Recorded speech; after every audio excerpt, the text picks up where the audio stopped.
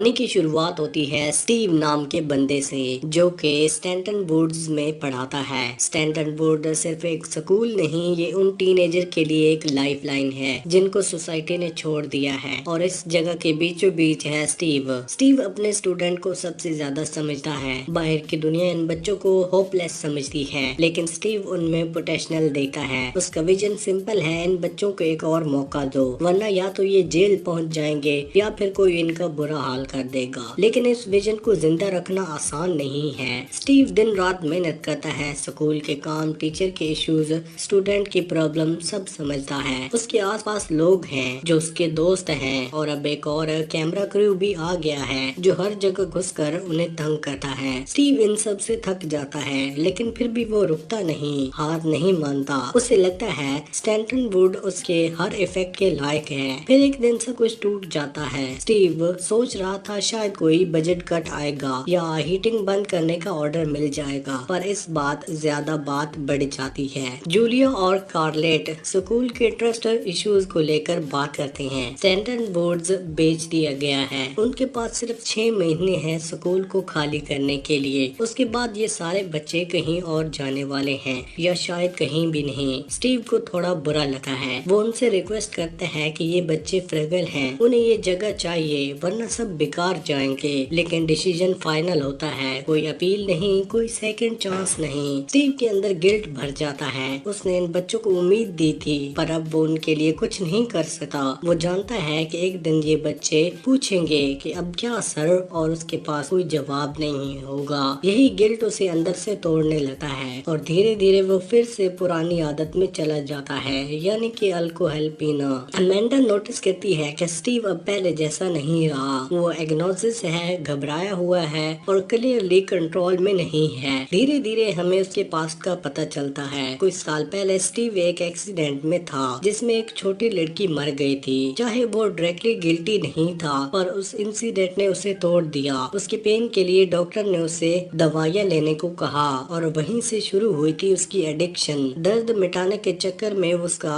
जिंदगी बन गई। बाहर से स्टीव एक कॉम्पस्ट और सेल्फलेस हेडमास्टर लगता है, लेकिन अंदर से वो बिल्कुल टूट चुका है। गिल्ट से भरा हुआ, पिल से नंब, और खुद से समझ नहीं पाता कि वो इन बच्चों को बचाने के लिए लड़ रहा है या खुद को माफ करने के लिए। एक दिन उसका स्टूडेंट साई कैजुअली कह देता है, सर हो सकता है आप भी हम जैसे एडिक्ट हो, बस अपनी गलतियाँ हम पर डाल रहे हो। ये बात स्टीव को बुरी लगती है। वो पहली बार सोचता है, क्या मैं सच में इनका सेवियर हूँ या सिर्फ एक आदमी जो अपने दर्द से भाग रहा है। स्कूल के सब स्टूडेंट में से साई की जर्नी सबसे इमोशनल है। छोटी उम्र से ही उसने एडिक्शन और वायलेंस देखा था। अपने स्टेप फादर पर गुस्सा निकालता और हमेशा मुश्किल में पड़ता। स्टेंसन वुड आने के बाद उसने बदलने की कोशिश की। थेरेपिस्ट जीना की बातें सुनता, म्यूजिक में चैन पाता और पत्थर कलेक्ट करके अपने इमोशन को संभालता। लेकिन साई बहुत फ्रेगल था। एक दिन उसे फोन आता है। उसकी माँ ने कह दिया कि अब उनका कोई लेना देना नहीं है। वो टूट जाता है। उसके लिए फैमिली ही सब कुछ थी, और अब वो बच नहीं पाई।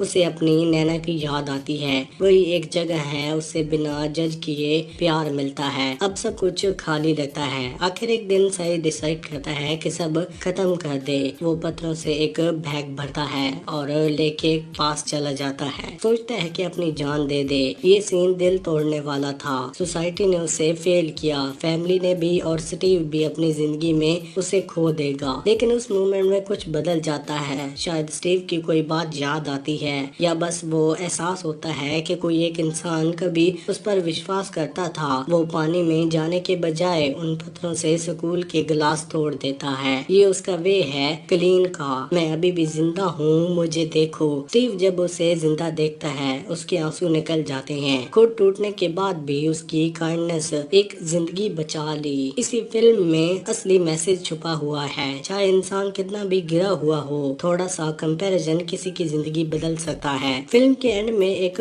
पूरे दिन के इमोशनल स्टॉर्म के बाद स्टीव घर लौटा है। उसकी बिताई स्कूल जा रही होती है और बीवी कहती है थोड़ा आराम कर लो, लेकिन स्टीव वो नहीं करता। वो एक बोतल उठाता है और छत पर चला जाता है, और वहीं फिल्म खत्म हो जाती है। छोड़ जाती है हमें ये सोचने पर कि क्या स्टीव फिर से टूट गया, या बस बस अपनी गिल्ट से थोड़ा और भाग गया है। फिल्म के एंड ओपन है, मतलब क्लियरली दिखाया नहीं गया कि स्टीव ने क्या किया। इसके कुछ पॉसिबल मीनिंग्स हैं। स्टीव शायद ऊपर गया बोतल छुपाने के लिए ताकि वो टेम्पटेशन से दूर रह सके। ये एक छोटी सी खुशी थी अपने एडिक्शन को कंट्रोल करने की, या फिर वो पैक करने गया हो जैसे उसने पहले बोला था डॉक्यूमेंट्री क्रू को कि एक दिन वो सब कुछ छोड़कर कहीं चला जाएगा। और हो सकता है ट्रेजिकली वो अपनी जिंदगी खत्म करने गया हो, क्योंकि स्टैंटन वुड छिन जाने के बाद उसे लगा कि अब सब कुछ बचा नहीं है। फिल्म हमें आंसर नहीं देती,